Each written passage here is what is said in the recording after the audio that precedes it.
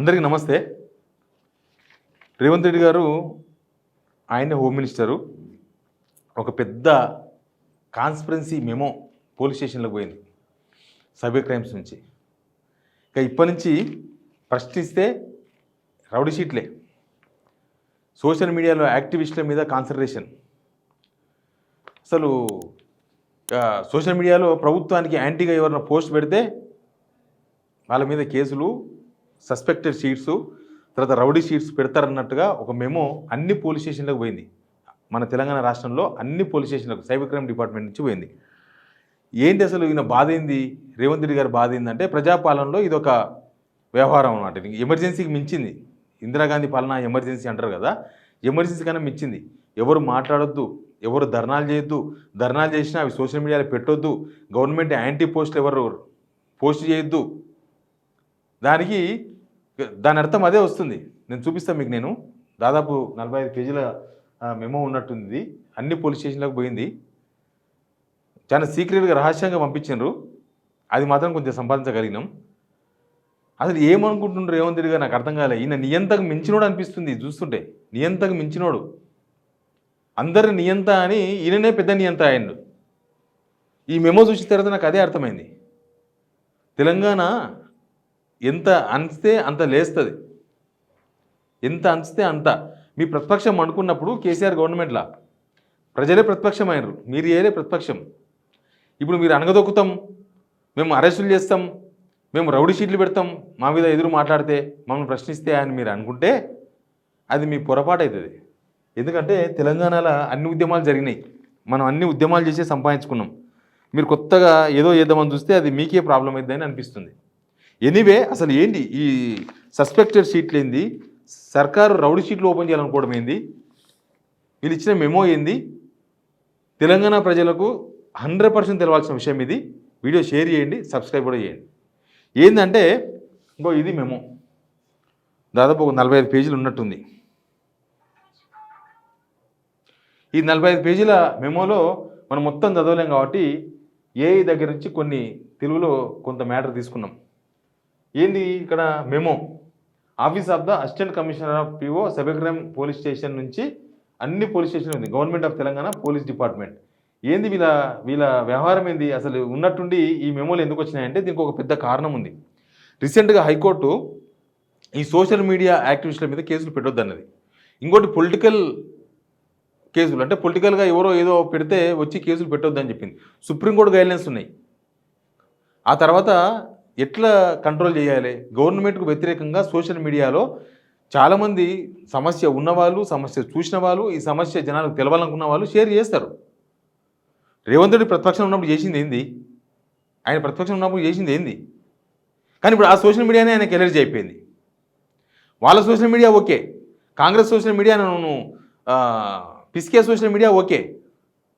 ఎందుకంటే వాళ్ళ మీద మనం ఎన్ని ఎఫ్ఐఆర్లు పెట్టినా కేసులు కావు పోలీస్ స్టేషన్లో. కానీ అదే కాంగ్రెస్ వాళ్ళు పోయి ఎవరి మీద నన్ను తిట్టిరని కేసు పెడితే పోలీసులు వస్తారు, హడావిడి చేస్తారు, రాత్రి లేపకపోతారు. అన్ని వాట్సాప్ గ్రూపుల్లో చాలామంది పోలీసులు చేరారు. ఎవరన్నా ప్రభుత్వానికి యాంటీగా ఒక కామెంట్ చేస్తే, ఒక పోస్ట్ చేస్తే వాళ్ళకి ఫోన్లు చేసి బెదిరిస్తున్నారు డైరెక్ట్గా.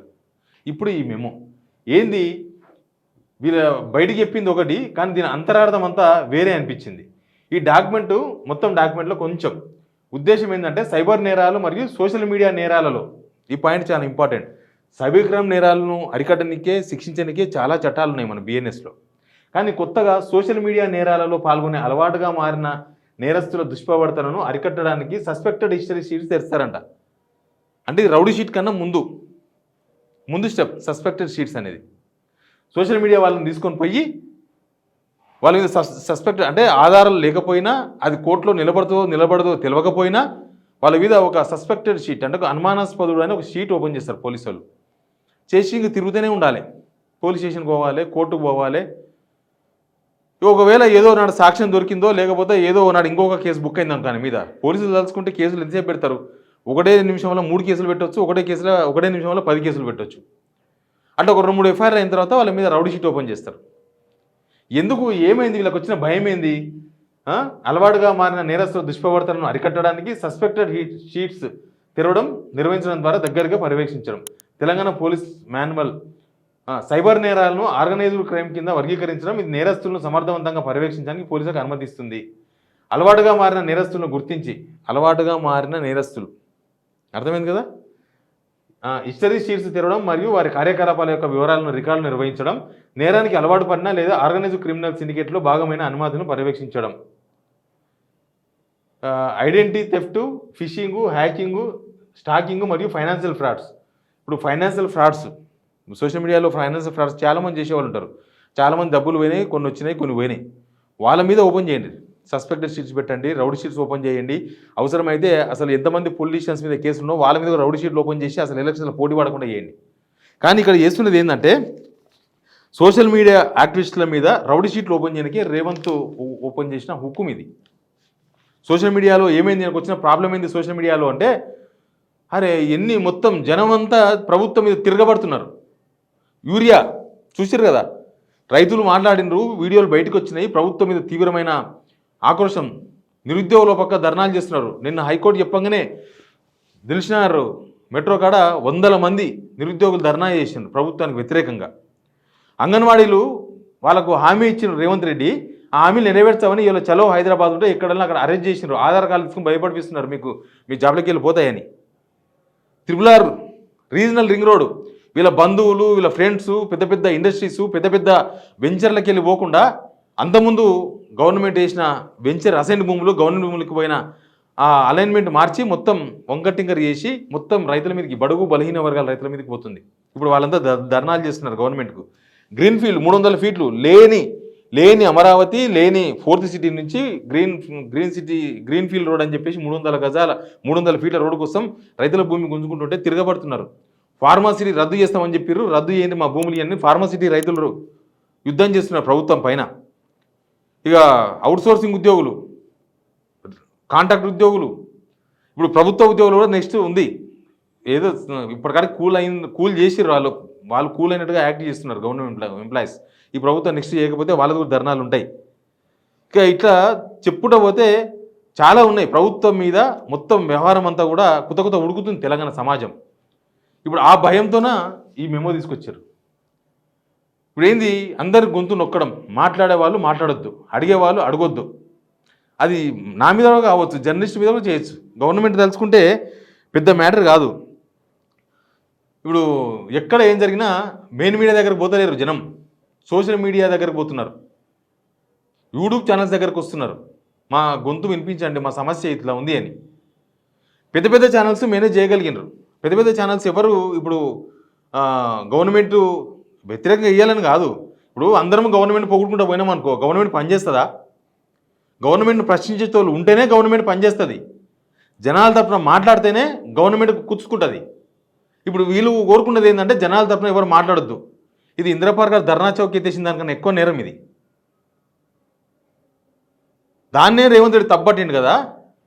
మరి ఇదెంత పెద్ద తప్పు, రేవంత్ రెడ్డి చేసిన అతిపెద్ద తప్పు ఇది. ఇది చరిత్రలో నిలిచిపోతాడు.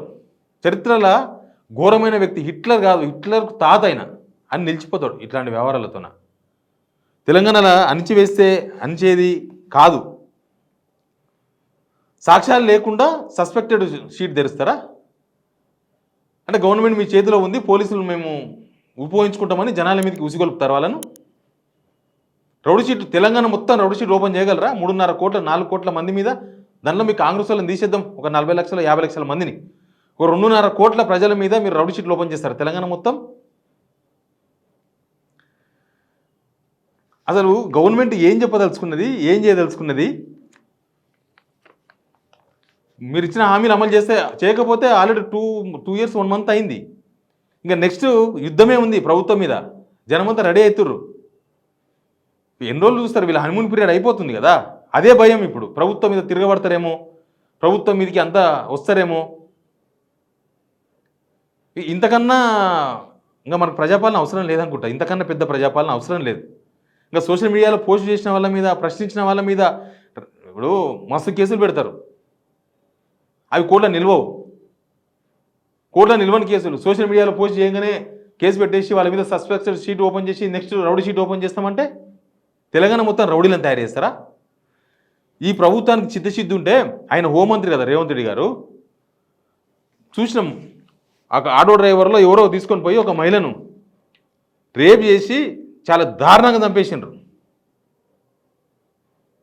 ఏం చేస్తుంది గవర్నమెంట్ మరి? ఇంత టెక్నాలజీ పెరిగిపోయింది, సీసీటీవీలు పెరిగిపోయినాయి, ఇంకా ఏమేమో చేసిండ్రు. ఏం జరిగింది ఇక్కడ చూసినరా? చిన్న పిల్లలు 3 స్టూడెంట్స్, 9th క్లాస్ చదువుతున్న స్టూడెంట్స్, సికింద్రాబాద్ అలవాల్ వాళ్ళు. ఫ్రీ బస్ కదా మహిళలకు. ఇంటికెళ్ళి ఆధార్ కార్డు దెంకొచ్చి బస్సు ఎక్కేసి యాదగిరిగుట్టకు పోయినారు.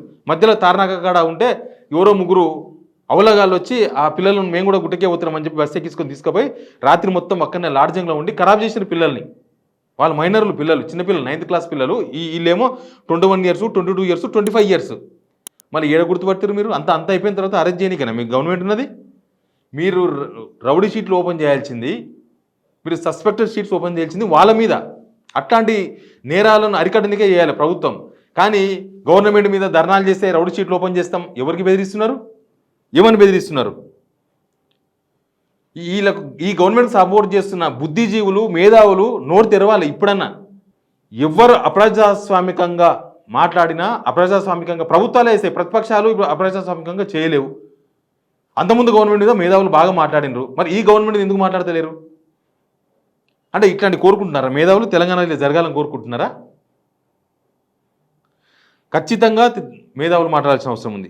ఇట్లాంటి కేసులు పెడితే ఏమవుతుంది? ఇట్లాంటి కేసులు పెడితే నిరుద్యోగులకు ఉద్యోగాలు రాకుండా పోతాయి. ఫారెన్ పోవాలనుకున్న వాళ్ళు ఫారెన్ పోలేరు. ఇక తెలంగాణ మొత్తం అదే తయారవుతుంది. ఇక యూరియా రాకపోయినా ప్రశ్నించొద్దు, మీకు బోనస్ ఇవ్వకపోయినా ప్రశ్నించొద్దు, ఇచ్చిన హామీలు అమలు చేయకపోయినా ప్రశ్నించొద్దు, ఉద్యోగ నోటిఫికేషన్ ఇవ్వకపోయినా ప్రశ్నించొద్దు, మీరు చేసే తప్పులను ఎవరు ప్రశ్నించొద్దు. ప్రశ్నిస్తే రౌడీ షీట్లు ఓపెన్ చేస్తామని బెదిరిస్తున్నారు. ఈ ప్రభుత్వం ఒకటి గుర్తుపెట్టుకోవాలి, తెలంగాణలో అణచివేతలు నడవవు. సాయుధ పోరాటాలు చేసిండ్రు, నిజాం మీద గొడవలు చేసిండ్రు, తెలంగాణ ఉద్యమం చేసినాము. ఇదే కాంగ్రెస్ హైకమాండ్ ఉద్యమం చేసి తెలంగాణ తెచ్చుకున్నాం. ఇప్పుడు ఇదే కాంగ్రెస్ గవర్నమెంట్ వచ్చి మళ్ళీ ఇట్లాంటి రౌడీ షీట్లు ఓపెన్ చేసే ప్రయత్నం చేస్తుంది. మాట్లాడే వాళ్ళ మీద వెనుకడుగేస్తామా? గొంతు నొక్కితే ప్రజాయుద్ధం ఆగుతుందా? చూస్తేలేమా నేపాల్లో ఏమైంది, బంగ్లాదేశ్లో ఏమైంది? అట్లాంటి ఉద్యమం కోరుకుంటుందా ఈ గవర్నమెంట్? ఏమవుతుందో కానీ ఇది వెరీ డేంజరస్ మెమో. ప్రభుత్వం అర్జెంటుగా ఈ మెమోని వెనుకకు తీసుకోవాల్సిన అవసరం ఉంది. ఇది ప్రజాప్రభుత్వమే అయితే ఈ మెమో కనబడద్దు నిజంగా. ఇంకా లేదు మేము పేరుకే ప్రజాప్రభుత్వం. వీళ్ళు ఎట్లున్నారంటే మేకవనిన పులిలాగా కనిపిస్తున్నారు వీళ్ళు. ఇప్పుడు మేక ముఖం పెట్టుకున్న పులి అనమాట. ఎప్పుడు ఎవరైనా తినేస్తుంది, వాళ్ళకి ఇబ్బంది వచ్చినప్పుడు, వాళ్ళకి ఆకలి అయినప్పుడు తినేస్తుంటుంది. అట్లా కనిపిస్తుంది ఈ మెమో చూస్తే. ఈ మెమోలో చాలా చాలా నిగూఢంగా చాలా అంశాలు ఉన్నాయి. పేరుకేమో సైబర్ క్రైమ్ ముసుగులో ఫైనాన్షియల్ మోసాలు అని పెట్టినరు. ఫైనాన్షియల్ మోసాలు చేసే వాళ్ళను అరికట్టనికే, శిక్షించడానికే చాలా చట్టాలు ఉన్నాయి. అవన్నీ ఇంప్లిమెంట్ చేస్తలేరు మీరు. కానీ సైబర్ దీనిలో ఇక్కడ పెట్టింది కదా, దీనిలో పెట్టింది చూసినా సైబర్ క్రైమ్లో కోర్టు అట్లా పెట్టొద్దని చెప్పింది కదా కేసులు. అందుకని చెప్పేసి ఉల్టా అనమాట, ఉల్టా ఎత్తుకొని ఇట్లాంటి మెమో జారీ చేసింది గవర్నమెంట్.